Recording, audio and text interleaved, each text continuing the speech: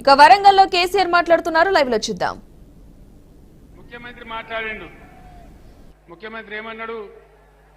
కేసీఆర్ ₹1,00,000 రుణమాఫీ చేసిండు కదా, ఇక మీరు ఉరుకుని బ్యాంకులకు ఉరుకుని 2 లక్షలు తెచ్చుకోండి, డిసెంబర్ 9 నాడు 10:30 గంటలకే మాఫీ అన్నాడు. 2 లక్షల రుణమాఫీ అయ్యిందా అన్న? అయ్యిందా? ఎక్కడ కూడా కాలే. అంటే ఈరోజు ఏం జరుగుతా ఉంది ఈ రాష్ట్రంలో? దయచేసి ఆలోచన చేయాలి. ఇంతకు ముందు తెలంగాణ వచ్చినంత తెలంగాణ మొత్తంలో కూడా బ్రహ్మాండంగా భూముల ధరలు పెరిగినాయి. రియల్ ఎస్టేట్ వ్యాపారం బాగా జరుగుతూ ఉండే. ఇప్పుడు డౌన్ అయిందా? పెరిగిందా?